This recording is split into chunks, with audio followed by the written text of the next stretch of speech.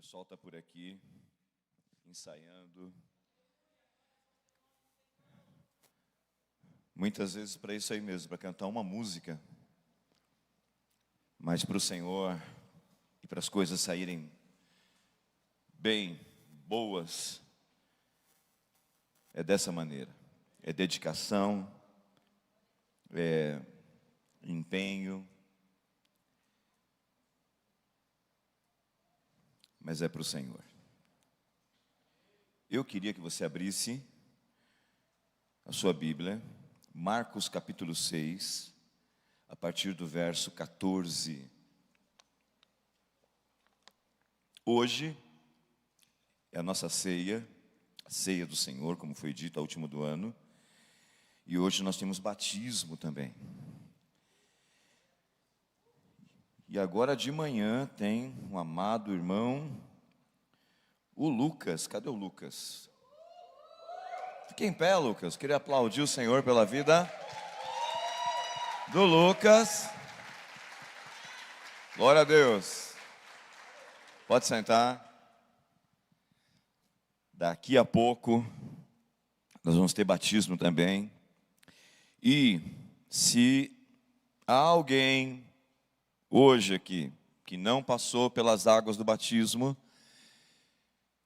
e você tem ouvido a respeito, ainda não se decidiu, e você tomar uma decisão esta manhã, você pode passar pelas águas.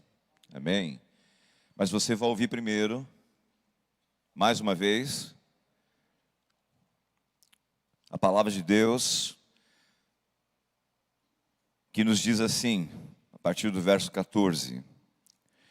Chegou isto aos ouvidos do rei Herodes, porque o nome de Jesus já se tornara notório. O que chegou aos ouvidos? Está no verso 13. Que demônios eram expulsos, enfermos curados.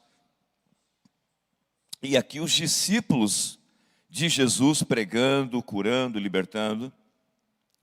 Isso chega ao ouvido do rei Herodes. Esse Herodes aqui é o Herodes Antipas, que era foi filho daquele Herodes o Grande. O Herodes o Grande foi quem mandou matar os meninos de 2 anos para baixo, quando Jesus nasceu, lá em Belém.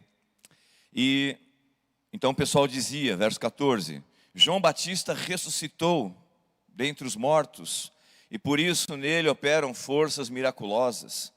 Outros diziam, é Elias, né, o profeta. Ainda outros, é profeta, como um dos profetas.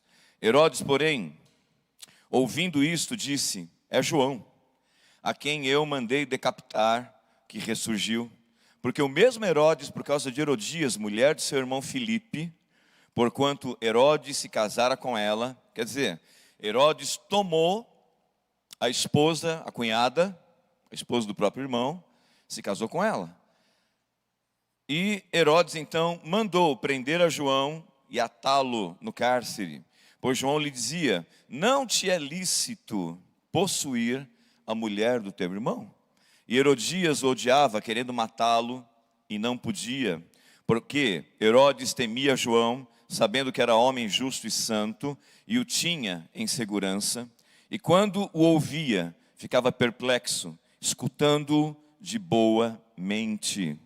E chegando um dia favorável em que Herodes, no seu aniversário natalício, deram um banquete aos seus dignatários, oficiais militares principais da Galileia, entrou a filha de Herodias e dançando, agradou Herodes e seus convivas. Então disse o rei à jovem, pede-me o que quiseres e eu te darei. E jurou-lhe, se pedires mesmo que seja metade do meu reino, eu te darei. Saindo ela, perguntou à sua mãe, que pedirei? Esta respondeu, a cabeça de João Batista. No mesmo instante, voltando apressadamente para junto do rei, disse, quero que sem demora me des num prato a cabeça de João Batista. Entristeceu-se profundamente o rei, mas por causa do juramento e dos que estavam com ele à mesa, não lhe quis negar. E enviando logo o executor, mandou que lhe trouxessem a cabeça de João. Ele foi e o decapitou no cárcere, e trazendo a cabeça num prato, entregou a jovem, esta por sua vez a sua mãe. Os discípulos de João, logo que souberam disso, vieram, levaram-lhe o corpo e depositaram no túmulo. voltaram os apóstolos à presença de Jesus e lhe relataram tudo quanto haviam feito e ensinado. Um detalhe aqui, no verso 29, João é sepultado pelos seus discípulos, e aí no verso 30, os discípulos de Jesus, os apóstolos, voltam a Jesus e relatam tudo que as curas, os milagres que eles estavam realizando. Amém? Senhor nosso Deus, a tua palavra, ó Deus Todo-Poderoso, esta manhã é tua, Senhor. Esse tempo, esse culto, tudo nós dedicamos mais uma vez e nós entregamos o nosso coração, a nossa atenção, ó Deus, a nossa vida mais uma vez ao Senhor. Trata conosco, trata com a tua igreja, oramos no santo nome de Jesus. E a igreja diz amém? Amém. Essa semana, provavelmente alguns viram, aquela grife Balenciaga, aquela grife espanhola de moda, se meteu numa polêmica. Na verdade, isso já vem de um tempo. O pessoal fica querendo lacrar para gerar notícia, para gerar debate. E a tal da grife foi notícia por quê? Porque fizeram uma produção lá, umas fotos com crianças, e crianças segurando, por exemplo, ursinhos com objetos sadomasoquistas. E na foto, quando você aumentava a foto, em cima de uma mesa lá, isso compunha toda a cena, tinha lá a citação de um processo onde se tratava de pedofilia. E um processo que, você sabe, pedofilia, né, sexo com menores, um movimento, e ali tinha uma citação, um papel assim colocado, que você aumentava, o que é isso daqui, está em cima da mesa, né, o que tem a ver isso? Pedofilia. E falando sobre pedofilia, um julgamento a respeito de se abrandar as leis de sexo com menores, e isso deu um bafafá. E deu bafafá porque teve gente que botou a boca no trombone. Porque se as pessoas são acomodadas, se as pessoas dizem assim, pastor, eu tenho que pagar boleto segunda-feira, pastor. Pastor, eu estou desempregado, pastor, eu estou com um problema em casa, pastor, eu tenho uma situação familiar. Não tenho nem tempo para isso. Mas tem gente que arruma tempo para isso. De denunciar, de falar, o que é isso aí? Porque, sabe aquela história? Hoje é uma foto. Amanhã pode estar dentro da sua casa isso. E aí botaram a boca no trombone. Que loucura é essa? Porque essa marca é bem assim, bem fim. Ela é meio herdeira daquela Benetton antiga, de causar escândalo, de causar, né, um debate, e o rótulo sempre é esse. Não, estamos provocando um debate, né? É o chamado eufemismo, é botar nome bonito em coisa feia. E eu creio que é Isaías capítulo 5, alguém me ajuda aí? Isaías 5 diz assim, ai daquele, diz o Senhor, que chama o bem de mal e chama o mal de bem. Ai dessa pessoa.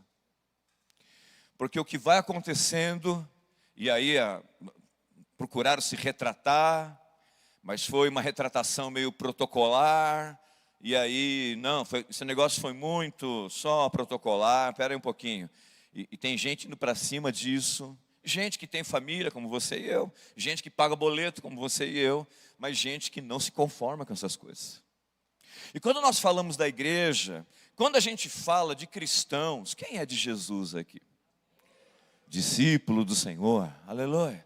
Quando a gente fala de discípulo, e a gente lê os discípulos aqui, num parêntese aqui, o texto fala da história de João, ele foi decapitado, por que foi decapitado, estava preso. Os discípulos trabalhando, os discípulos ali no meio daquela confusão. E não é diferente, por exemplo, que eu comentei hoje, com aquilo que você vê nesse texto. Você vê na época de Jesus, aqui, um rei tirano. A gente vive hoje tiranias, ditaduras? Sim. A gente vive muitas vezes à mercê de governantes, de juízes, do Supremo, que vão fazendo as coisas de acordo com a sua cabeça, passando por cima de lei, passando por cima de bom senso, passando por cima de coisas básicas que mantêm uma sociedade funcionando. Na época a mesma coisa. O Herodes, né? A história conta como esse pessoal era megalomaníaco, e ele era um rei, era o chamado tetrarca. O que era um tetrarca? Era alguém que no tempo do Império Romano cuidava de uma quarta parte de uma província, de um território. E a província da Judéia, ela foi dividida em 4. E esse Herodes aqui, o Antipas, ele cuidava de uma quarta parte, era o tetrarca. E ele prende João, por quê? Porque o profeta dizia: você não deveria ter tomado a esposa do seu irmão. Ele era casado com a filha de um rei chamado Aretas, ali na Arábia na época, né? Próximo de Israel. Ele se divorcia da esposa. Aliás, o ex-sogro provoca uma guerra contra ele por retaliação. Ele perde a guerra. Final da vida, esse Herodes aqui, ele é exilado, desterrado, porque era uma tranqueira. Pronto. Para resumir bem tecnicamente, né? Uma tranqueira. E ele morre no exílio. E o povo na mão de gente assim. E a sociedade, o funcionamento de uma cultura, gente convivendo com tudo isso. E o profeta foi lá e falou: você se divorciou, você fez o que fez, você não deveria ter feito isso. E a mulher, a Herodias, odiava João por causa disso. E eu quero que você entenda, para você comparar com os dias de hoje, ok? O texto diz, esse Herodes, gente, ele cresceu em meio a uma tradição judaica. Ele conhecia a lei? Conhecia. E para a gente não esticar muito, ele conhecia, em certo sentido, quem era Deus? Sim. Mas sabe quando uma pessoa passa o tempo? Eu falava semana passada lá na Rocha Carrão, lembra daquela história do modelo que o Leonardo da Vinci diz a história, diz a lenda, que ele arrumou um modelo em um mosteiro, num seminário, para Jesus, para pintar o Jesus dele naquele afresco lá, a última ceia. E pintou, e o rapaz, cara de Jesus, e acharam esse rapaz no mosteiro e tal. E conta de fato a história que esse afresco demorou muito para ser pintado, a última ceia. E quando ele foi retomar a pintura, ele precisava de um modelo para Judas. Já ouviu essa história? E aí disseram, onde arrumar um modelo para Judas? Falaram, você tem que ir na quebrada, você tem que ir na boca lá, né? Aí ele vai na boca. E quando ele chega na boca, tem um sujeito lá, ele fala, esse cara tem cara de Judas. Aí ele chega perto do sujeito e vai fala, olha, eu estou precisando de modelo. Aí o rapaz fala assim, o senhor não se lembra de mim, seu Leonardo? E ele disse, eu sou o rapaz que serviu de modelo para você anos atrás, para você pintar Jesus. Como é que as pessoas se perdem no meio do caminho? Como é que as pessoas vão abandonando a fé? Como é que acontece isso? Como é que alguém que começou amando a Deus, creu, foi salvo, lavado, remido, e é grato ao Senhor por isso, entendeu e percebeu, compreendeu a sua situação de pecador, e vivendo assim a penalidade eterna de viver desse jeito, a eternidade banido da presença de Deus no inferno, e Jesus vem dar sua vida, e a pessoa entendeu isso, recebeu isso, experimentou isso. Como que alguém assim perde a fé? Como que alguém assim deixa o fogo se apagar? Como que alguém assim enterra o seu ministério? E vai andando ao longo da vida. É mais ou menos a figura do Herodes. E você leu comigo, diz que Herodes ouvia João de bom grado. E ele se emocionava, diz que ele ficava perplexo com as coisas que João pregava.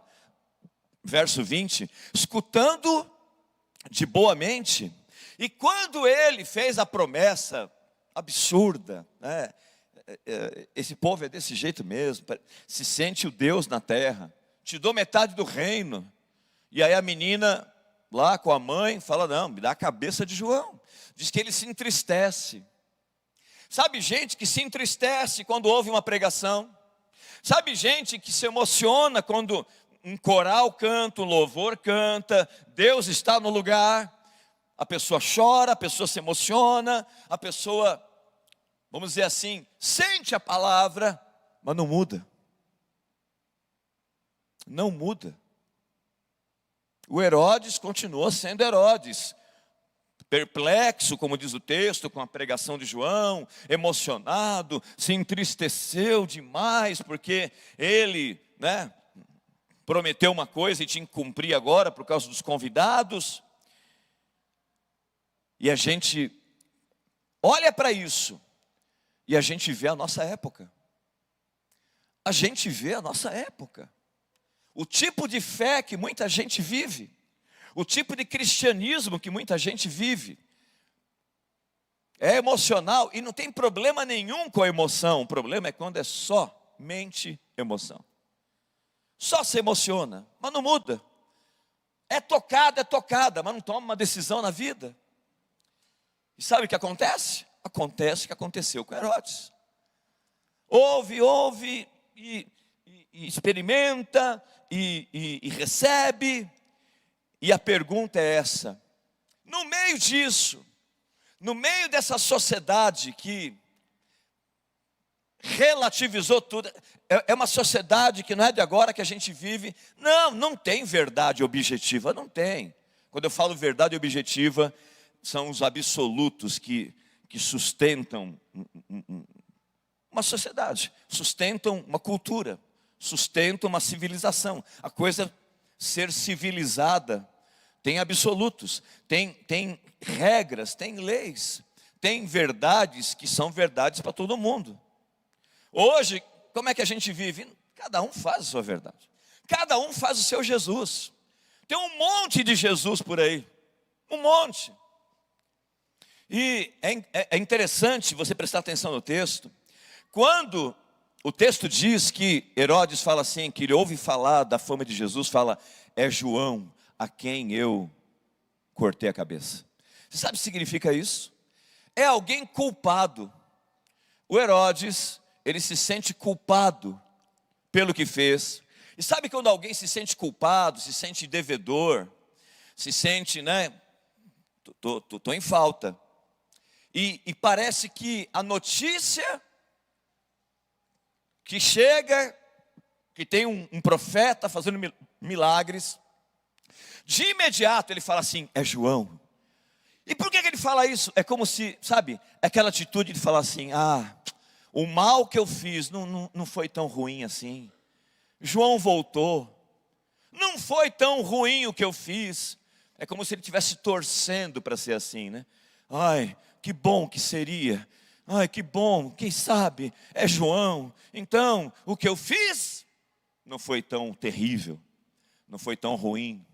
Estou torcendo para ser a ressurreição de João, porque eu não fico tão mal na história. Mas não muda. E aí, é como alguém uma vez falou, né? Quem é Jesus? Quem é Jesus, afinal de contas? O C.S. Lewis, lá das Crônicas de Nárnia, ele fala algo assim, ele fala, olha, eu estou empenhado em eliminar a tola ideia de alguns que dizem que Jesus é um homem, é um grande sábio, é um homem bom. E o C.S. Lewis fala assim, um sábio, um homem bom, um filósofo, jamais diria o que Jesus disse. Porque Jesus, o que ele disse? Ele dizia que ele era Deus. Ele dizia: quem crê em mim tem a vida eterna. Quem não crê em mim não tem vida eterna. Um filósofo, um homem bom, sábio, não diria que é Deus. Então você tem duas decisões, diz o C.S. Lewis. Ou você despreza esse Jesus, ou você diz para ele: você é louco. Quem é você para dizer que é Deus? Quem é você para ficar fazendo afirmações assim, que quem crê em você tem vida, quem não crê não tem vida, que você é o único caminho, verdade e vida? Ninguém chega a Deus, a não ser por mim. Ninguém chega ao Pai. Homens sábios, bons não ficam falando isso. Homens loucos falam isso. Ou é louco, ou Jesus é quem ele disse. Não tem outra opção. Sabe quando as pessoas vão inventando aí uns Jesus na mente? E aí, é o que aconteceu com Herodes. E aí, a gente vê algumas coisas aqui a respeito desse negócio da gente se emocionar, da gente ouvir, mas não há arrependimento, não há mudança. Sabe aqueles falsos arrependimentos? A gente já falou sobre isso algumas vezes aqui. E arrependimento na Bíblia é fundamental. Primeira coisa que Jesus pregou quando começou o ministério dele, Marcos capítulo 1, verso 15. Arrependei-vos e crede no Evangelho. Arrependimento, o que significa no original? Mudança de mente. É você se quebrar. Arrependimento é você se entregar. Sem arrependimento, você vai criar um Jesus aí à sua moda. Sem arrependimento, eu vou inventar um Jesus de acordo com a minha conveniência. E nós estamos falando de assuntos eternos aqui, gente. Aliás, não só assuntos eternos, no sentido de, quando eu morrer, eu vou entrar na eternidade também. Mas nós estamos falando de coisas que vão afetar as nossas vidas hoje completamente, profundamente. Sem arrependimento, e foi exatamente isso que Herodes não tinha. E aí quando fala arrependimento, os falsos arrependimentos. Por exemplo, tem um arrependimento que o pessoal chama de arrependimento de pagão. Pagão é quem não crê em nada. Ele tem uma ideia de Deus, o pagão, mas não tem o Deus verdadeiro. E esse arrependimento de pagão é mais ou menos assim, porque o pagão, ele fazia lá os rituais dele para controlar Deus. Se você estuda o paganismo, paganismo é assim, até existe um Deus, mas eu faço algumas coisas aqui, Deus, ele está ali, e eu vou fazer algo para aplacar a ira, eu vou fazer algo para ele me ajudar. Então, no fim das contas, é uma espécie de manipulação. Então, arrependimento pagão, por exemplo, a pessoa mais ou menos diz assim, fala: eu não deveria estar namorando esse sujeito. Mas quem sabe se eu disser isso para Deus, fala: Senhor, foi mal, sinto muito. Aí Deus vai ter que fazer alguma coisa, vai ter que me ajudar no erro que eu estou cometendo. Eu não devia estar namorando esse sujeito. Eu não deveria estar fazendo esse negócio aqui. Eu não deveria estar agindo dessa maneira. Eu sei, sinto muito, Deus. E ao dizer isso, Deus fica obrigado a fazer alguma coisa a meu respeito.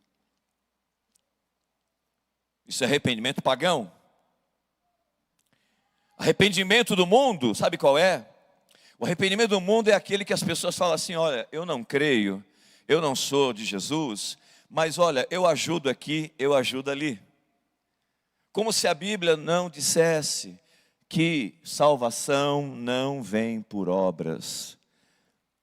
Ninguém é salvo por obras, porque senão você teria gente ali dizendo: não, eu fiz mais, o outro fez menos. Não, eu fiz mais. Ó Deus, eu fiz, hein? Eu fiz, agora o Senhor tem que fazer alguma coisa a respeito. Então Deus também, eu ponho ele na parede porque eu fiz alguma coisa. é muito comum isso. Eu dei um saco de cimento não sei aonde. Eu dei uma cesta básica não sei aonde. Então eu diminuo o risco, né? O meu risco, o Brasil aqui, a respeito das coisas eternas. Tem um arrependimento falso, que é mera confissão. Sabe o que é isso? A pessoa fala assim: não, eu errei, foi mal, realmente errei, mas na cabeça da pessoa, sabe o nome disso? A pessoa é autêntica. Aliás, hoje, em nossa época, os rótulos se inverteram. A pessoa ser autêntica é suficiente. Não precisa mudar de vida. Alguém fala assim: eu traio, eu já fiz assim, eu fui, já cometi isso, já fiz aquilo, eu sou assim mesmo. E aí as pessoas falam: nossa, que autêntica que ela é, né? Que verdadeiro que ele é. E o ser verdadeiro, o ser sincero, basta. Não precisa mudar de vida. Está dando para entender? Está dando para entender? As pessoas elogiam hoje a autenticidade. A autenticidade sem arrependimento. Sem mudar. Falar: ok, está sendo autêntico, você está admitindo que errou, mas é erro. É erro. Mas não. É a mera confissão. Tem o falso arrependimento, que é desviar a culpa. Sabe o que é desviar a culpa? É o que Adão fez com Eva. Quando pecaram, Adão fala para Deus assim: Senhor, foi a mulher que tu me deste, ela é a culpada. Então, eu não preciso mudar de vida, eu não preciso me arrepender. Basta atribuir a culpa a alguém. A culpa é da minha família, eu sou assim porque eu cresci num lar disfuncional. A culpa é da sociedade, a sociedade me deve. Eu estava vendo um documentário esses dias de um pessoal que aplica golpe na internet. E a repórter investigativa, ela foi na Jamaica e em Israel. Esses caras que aplicam golpes. E na Jamaica, olha como as coisas são. E não só lá, mas cada um atribui a culpa para alguém.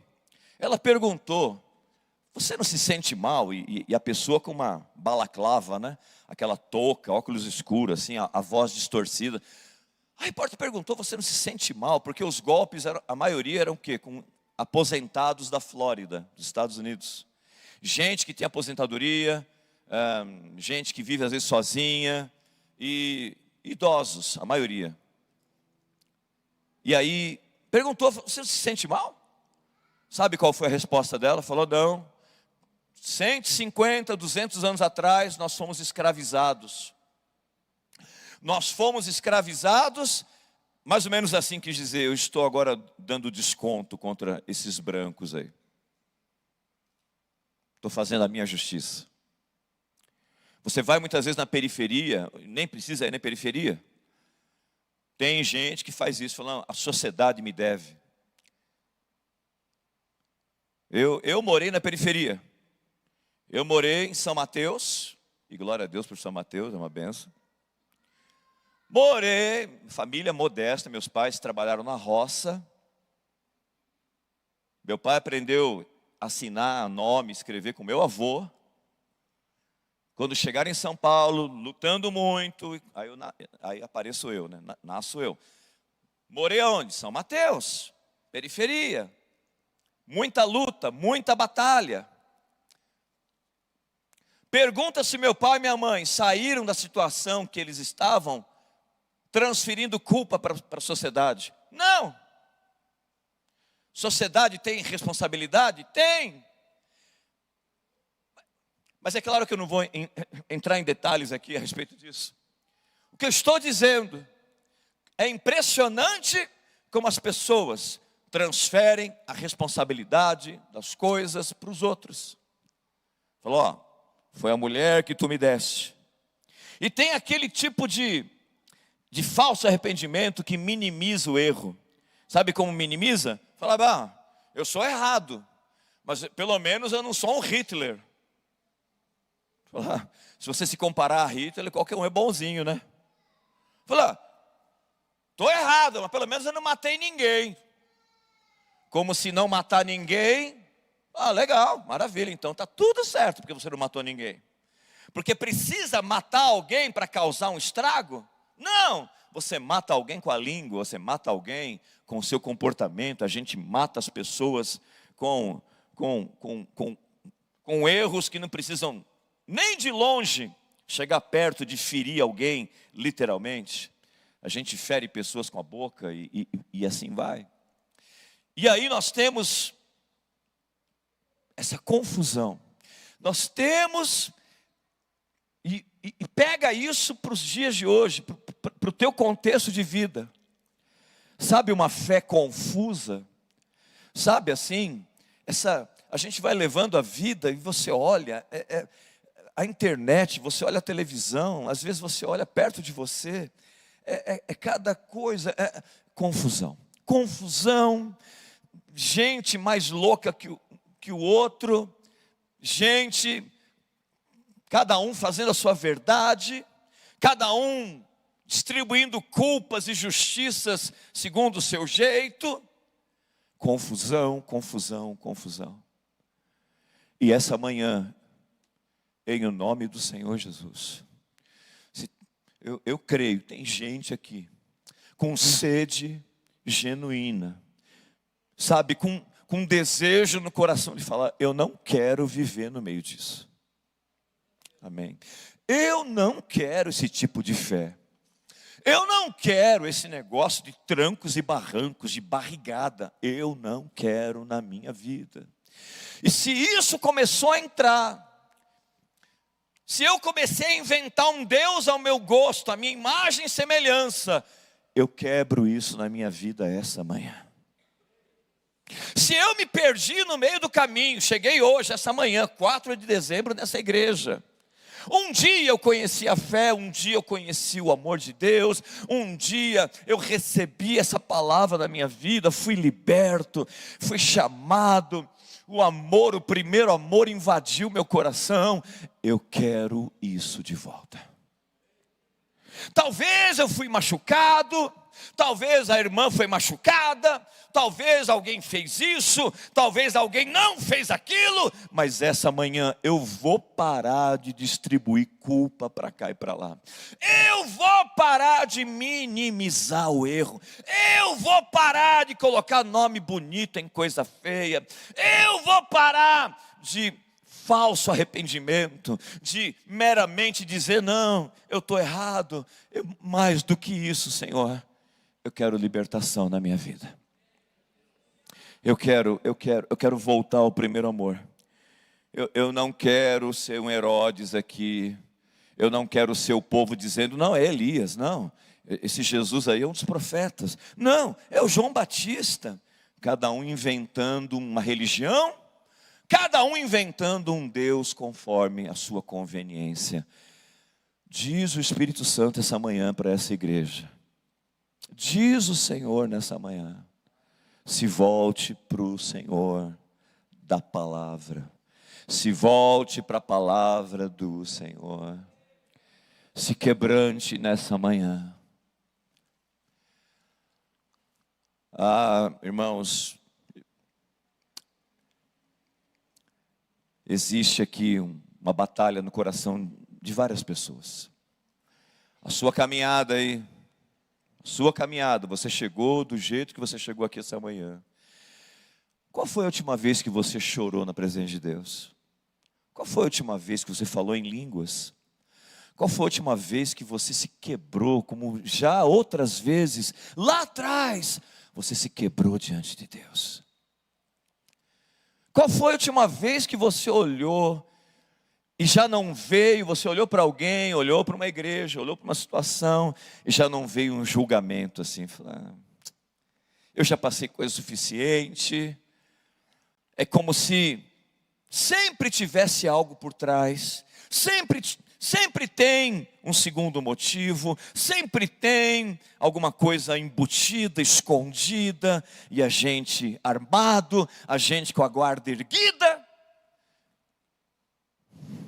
E sabe que, para terminar, tudo isso acontecendo com o pessoal lá, não, cheio de opinião, Jesus é isso, não, Jesus é aquilo, não, Jesus é Elias, esse aí é Elias, esse aí é o Batista, não, esse aí é um dos profetas. O povo falando, os Herodes ouvindo, se emocionando com a pregação, mas depois matando o profeta. Mas no meio disso, o que a gente leu aqui? Os discípulos voltam. E eles falam com Jesus, verso 30. Relataram a Jesus tudo quanto fizeram e ensinaram. Curaram, libertaram, abençoaram. Você quer um exemplo? Você quer um exemplo do que eu tenho vivido? E vai ser assunto daqui a pouco, um dos assuntos da reunião, quando terminar o culto. Você sabe que nós, como é que eu vou dizer? Nós voltamos com a igreja do Carrão, que é a igreja mãe, a igreja onde tudo começou, o ministério que o Senhor nos confiou. E essa igreja voltou por quê? Porque nós temos uma igreja que ela foi tomada. Quando eu falo igreja, inclui povo, prédio, história, por gente que se desviou no caminho. E quem não sabe da história, essa igreja do Carrão, que eu me refiro de vez em quando, está lá perto do terminal, do cemitério, muita gente machucada. E essas coisas machucam mesmo, deslealdade, traição, e coisas desse naipe, elas nunca andam sozinhas. E que luta, irmãos, luta, mas para encurtar, a gente foi atrás, e nós temos ido atrás das pessoas, e dito a elas, sabe quando você está cheio de facada nas costas, e você falando para elas, não desista, não desista, porque esse Jesus que a gente conhece, eu sei quem é Jesus, por causa dele, e por causa da sua própria salvação, por causa da tua alma que é eterna, não pare, não pare, não pare. E a gente, enfim, ali vai, março desse ano, alugamos um prédio, sabe aquelas coisas de primeiro amor?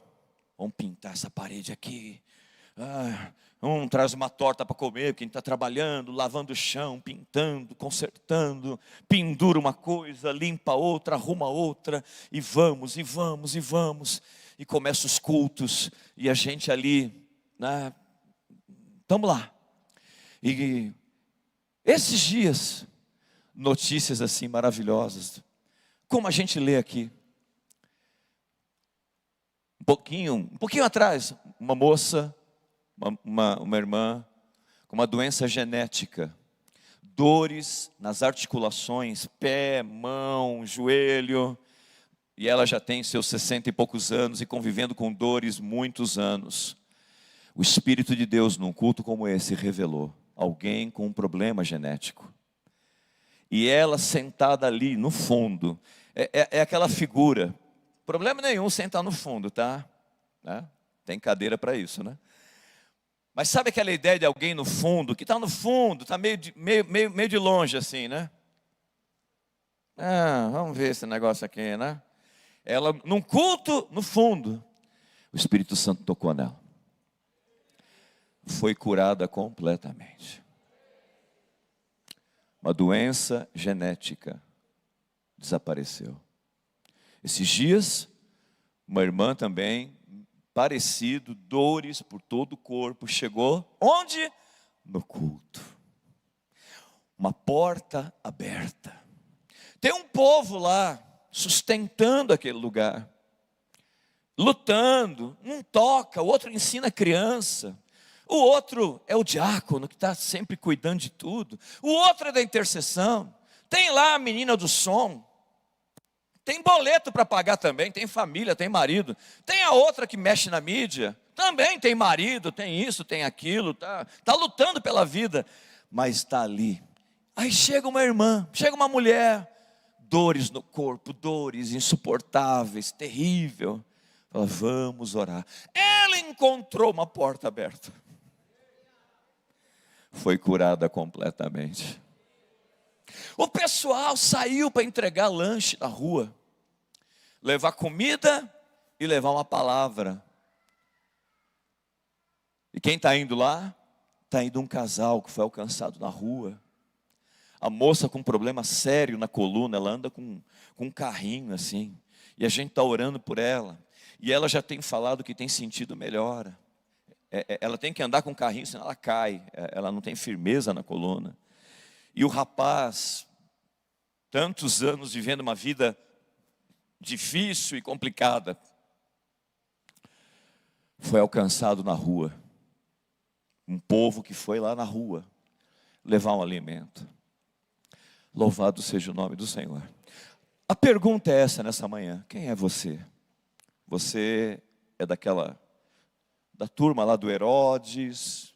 Jesus virou assunto só? Quem é você? A fé virou assunto de internet? Vamos analisar quem é Jesus. Não, acho que é Elias, não, é João Batista, não. Eu acho isso, eu acho aquilo, virou assunto só. É dessa turma ou do verso 30? Do verso 13, saíram para curar, para libertar, voltaram com história para contar. Chegaram, diz o texto, à presença de Jesus, como nós estaremos um dia. Nós vamos comparecer diante do Criador.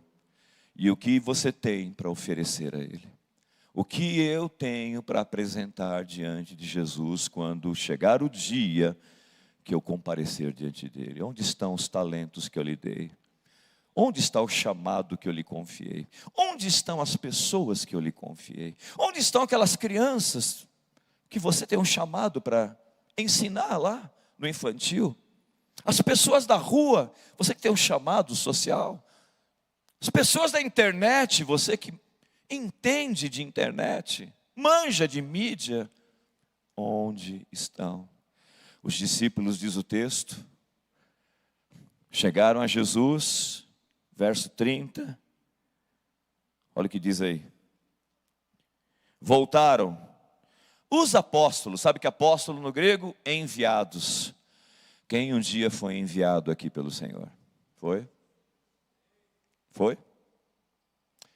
Você foi enviado um dia?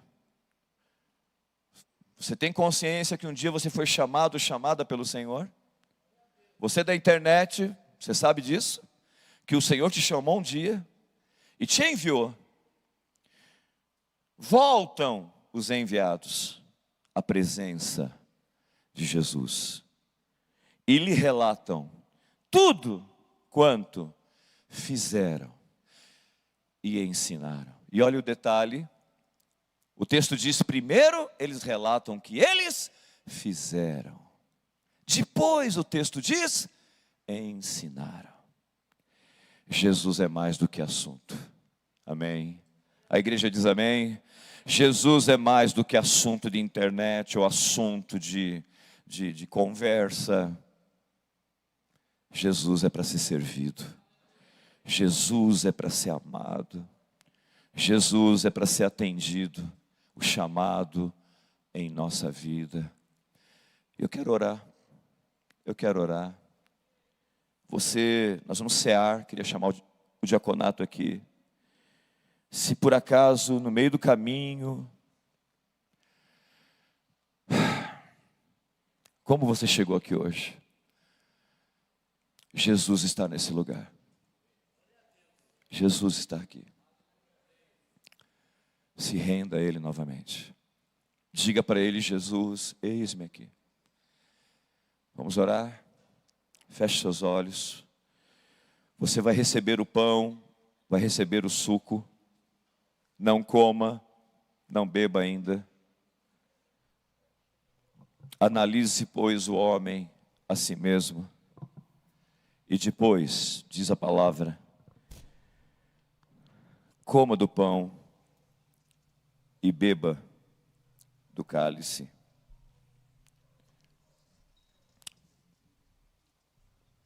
Porque eu recebi do Senhor o que também vos entreguei, que o Senhor Jesus, na noite em que foi traído, tomou o pão, e tendo dado graças, o partiu e disse: isto é o meu corpo, que é dado por vós. Fazei isto em memória de mim. Por semelhante modo, depois de haver ceado, tomou também o cálice, dizendo: este cálice é a nova aliança no meu sangue. Fazei isto todas as vezes que o beberdes em memória de mim. Porque todas as vezes que comerdes este pão e beberdes o cálice, anunciais a morte do Senhor, até que Ele venha. Analise a sua vida. Fale com o Senhor.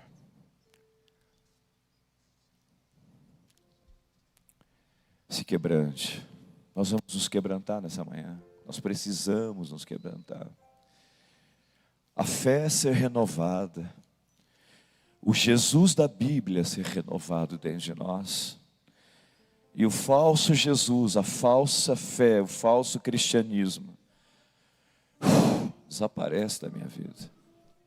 Vai embora. Dá lugar novamente ao Deus da Bíblia. Ao primeiro amor. Ao primeiro amor. Nós te amamos, Jesus. Nós te amamos, Senhor. Nós voltamos a confiar profundamente que o Senhor é o meu pastor, o nosso pastor. Nada vai faltar. Nós voltamos a ter aquela confiança absoluta. Nós voltamos, Senhor, a confiar, a descansar, a crer, a nos entregar novamente, como um dia nós nos entregamos. Em nome de Jesus.